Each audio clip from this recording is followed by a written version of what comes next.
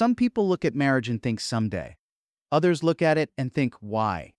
And honestly, the second group might be more self-aware than we give them credit for.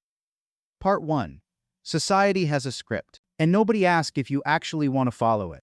From the moment you're old enough to understand Disney movies, the message is everywhere. You grow up, you find someone, you get married, and then your life begins. Like everything before that was just loading screen. So people follow the script, not because they sat down and thought, yes, this is what I want, but because nobody ever told them they were allowed to want something different. And here's the wild part. When someone does say, actually, I'm good, the world treats it like a problem to be solved. You just haven't met the right person yet.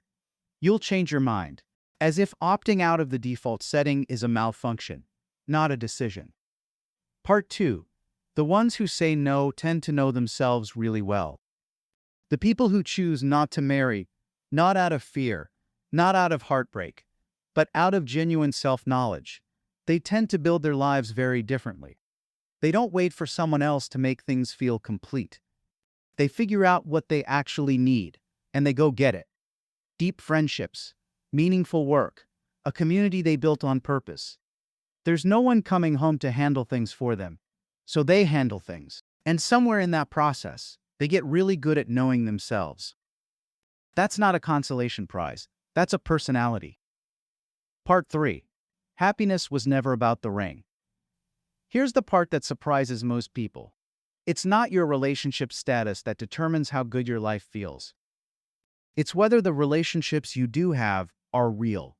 A single person with a handful of people who genuinely know them can live a fuller life than someone who shares a last name with a stranger they slowly stop talking to. The goal was never the wedding. It was always the connection. Part 4. But be honest. Which type are you, really? There's a difference between someone who doesn't want to get married and someone who's afraid to.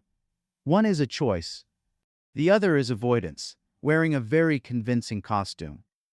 The person who's genuinely chosen this life is at peace with it.